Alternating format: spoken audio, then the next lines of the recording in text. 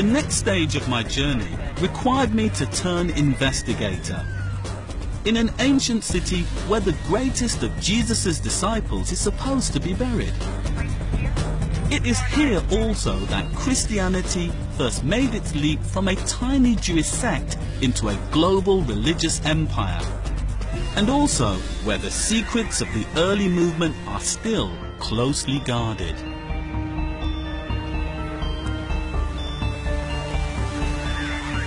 As Paul's new Christianity spread around the Roman world, it needed a head. Rome was the most important city, and so its bishop gradually took control of the new church. To legitimize that power, he also needed a link to the 12 disciples. Today, the Pope's authority over the world's 1 billion Roman Catholics derives from the belief that the disciple Peter died and was buried here almost 2,000 years ago.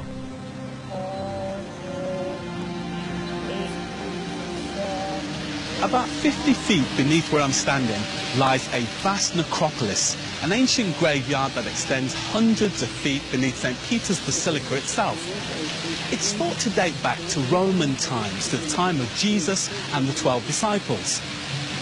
40 years ago, the Pope announced that Vatican archaeologists had made an incredible discovery, one that Catholics had been hoping for hundreds of years. On the 26th of June 1968, the Pope declared that the actual bones of St. Peter had been found.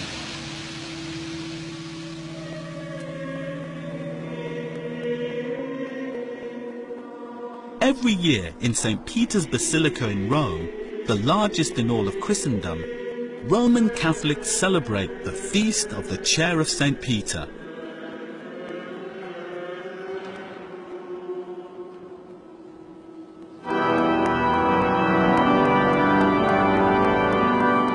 This feast celebrates the chair Peter is supposed to have first sat in when he came to Rome almost 2,000 years ago. We have the 12 apostles, and amongst those 12, a special place is given to Peter. We think especially of those words of Christ to Peter, "You are Peter, and upon this rock I will build my church." Why is Rome important for the church? Well, in Christ's time, Rome was the most important city of the Roman Empire. And so when the disciples wanted to make Christianity a world religion and not confined to the Jews, it was natural that he would come to Rome, to the capital city of his world. How do you actually know that Peter actually came to Rome? Well, the New Testament doesn't give us any immediate evidence that Peter came to Rome.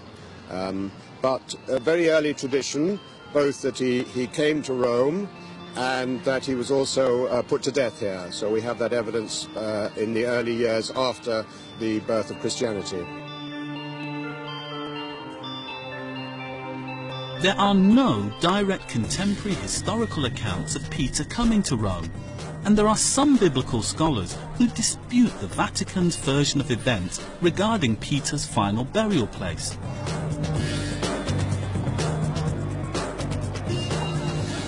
For Peter, we cannot make a seriously strong case for Peter being in Rome. We have to rely on later legendary material.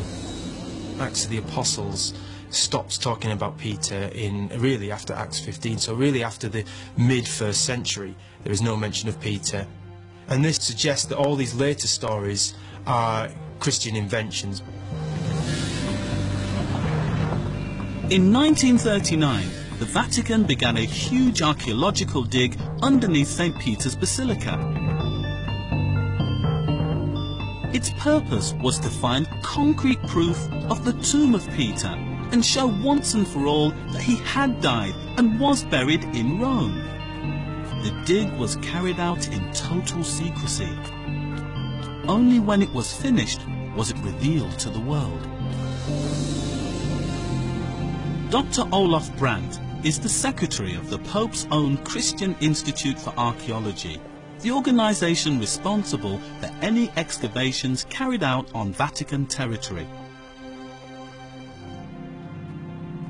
What did the Vatican claim it had found? Well, essentially St. Peter's tomb. How important a discovery was that, to find the graveyard and the tomb of St. Peter?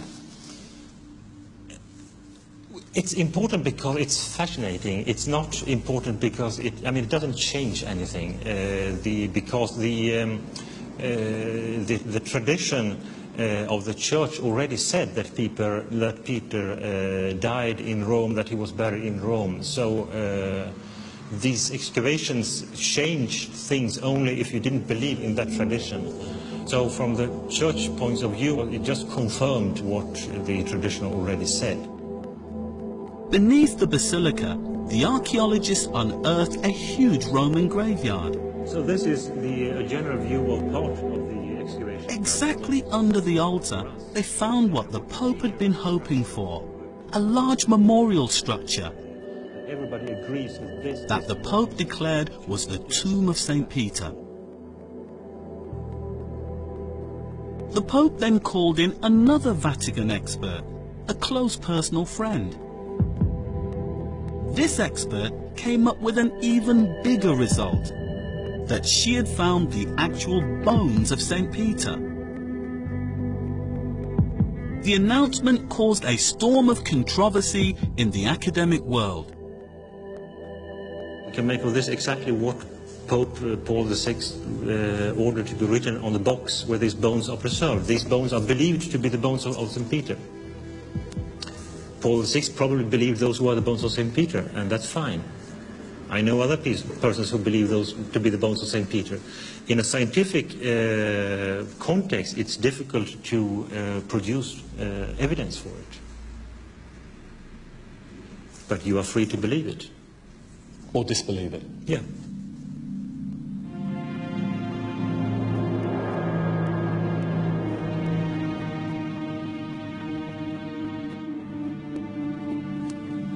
Why the story of Peter coming to Rome and the whereabouts of his tomb and bones matter so much is because the power and authority of the Pope to rule over 1 billion Roman Catholics derives from his direct link to Peter as the first Bishop of Rome, the first Pope. At the Church of St. Paul's, outside the walls of Rome, there is a portrait of every pope from Peter to the present day. But there are some scholars who dispute the historical accuracy of this list. If you want the most powerful church, you want to be linked to the most prominent apostle, which is of course Peter. These lists associated with popes and so on and bishops are largely later creations designed to give legitimacy to the faith of the Roman Church.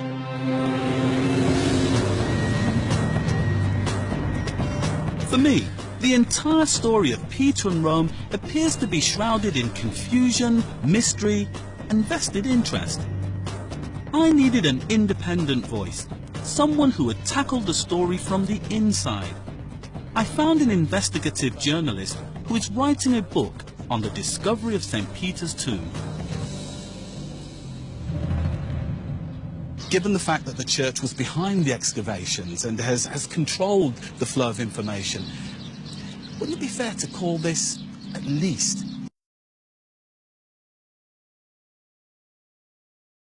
that the church would be comfortable with, because we are not in the realm strictly of science. We're in the realm of science and faith. So I think that it's safe to say that they found a site that 150 years or 100 years after Peter's death, people thought was the grave of Peter.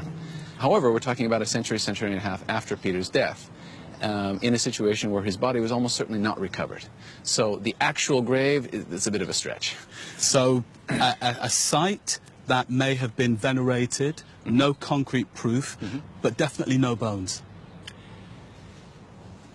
Definitely no bones that could be associated with Peter or with that particular monument. They were found in a box years later in a completely different area, in a storage room maybe 20 meters away from the actual site, with a little faded paper ticket explaining where they had come from. Whose bones were they? What did they actually find then? What did they attribute these bones to? Well, remember, they were digging in a graveyard, so there would have been plenty of people to choose from. In this box were also the bones of several farmyard animals, sheep and oxen, and even the entire skeleton of a mouse. So it was a bit of a mishmash. Is this really what it means to be a disciple? A symbol of power based on a church tradition that some scholars now say has little basis in historical fact. That prompted a new pope, desperate to make his mark by finding Peter's grave, to begin digging in total secrecy. And a Vatican-led investigation that found an ancient monument that the Pope declared is the tomb of Peter. And then a later Pope who claimed to have miraculously discovered the actual bones of Peter. I don't think it's beyond the realm of possibility that at certain points in this long drawn-out affair, a word was whispered to someone inside the dig, a suggestion was made. Certainly there was a conspiracy of the faith, an overwhelming gravity of belief that would have drawn people who see the real presence of Peter in the site to conclude that the results supported that, the pious conclusion rather than the scientific one. Since the excavations and the Pope's announcement of the discovery of Peter's remains, the Vatican has allowed the public into the tomb. But when we requested permission to film there, we were refused. So if Peter isn't here, where could he be? Is there an alternative explanation? If you look in the Bible, in the Acts of the Apostles, Peter's story is given in some detail. The story in Acts tells us where Peter was in the 1st century. Peter was in the area around Palestine and Syria. So some people now think that Peter died in the mid-1st century, around the time when he disappears from the story in Acts, and he died in the area of Palestine or Syria, maybe. But certainly around the area of Palestine is the best guess, I think, for where Peter died. At almost the same time that the Pope announced to the world that he had found the tomb of St. Peter in Rome, 1,500 miles away, there was another discovery of an ancient grave on the Mount of Olives in Jerusalem.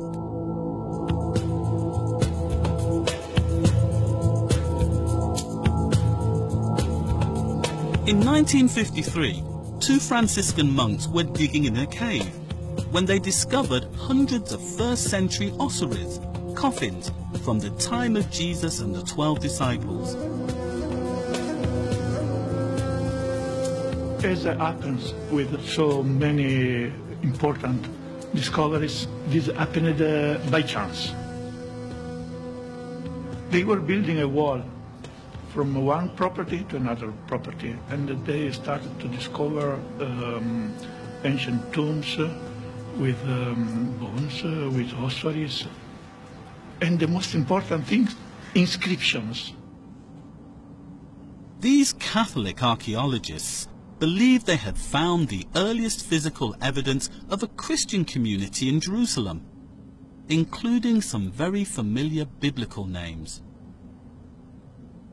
We encountered the name of Jesus, of Joseph, of Simon, of Lazarus, of Zacharias, of Martha, of Maria, very common name in the time of Jesus.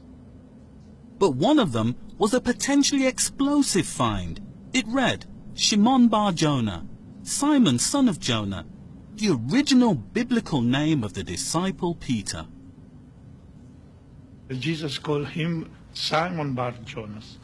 So it was very interesting to find not one name only, but the 2 names, the name of the person and the name of his father. This time, there was no papal fanfare, no global announcement, absolutely no publicity. The official line was that this couldn't be the grave of Peter. He was buried in Rome. Surely they must have been intrigued because it's so clear, isn't it? Simon Bar-Jonah, Jesus uses that name. Surely they must have thought that there was some connection there between this ossuary and Peter the disciple. Yes, sometimes you find the name together, but you don't have to jump to the conclusions and to say it is these known people and it is another known people, because it can be also some unknown people with the same name. What would that mean for the Pope and the Roman Catholic Church if that archaeological evidence that they suggest was correct and he was buried here? Exactly, it's impossible because the history and archaeology are together in saying that Peter is in Rome. But if these ossuaries are dated, as you've said, in the 1st century, and then the traditions of Peter being in Rome are later, the 2nd century, surely the archaeology and the history lies here with the ossuaries. The archaeology here is in regard only to a name written on a box. There is no other proof than what is inside the box are the bones of Peter. Instead, in Rome, the archaeology which is there is related to a tradition. The original bone box with the Shimon Bar-Jonah inscription is now stored in a small Franciscan museum in Jerusalem. We wanted to see it, but when we asked, once again, our request to film was refused.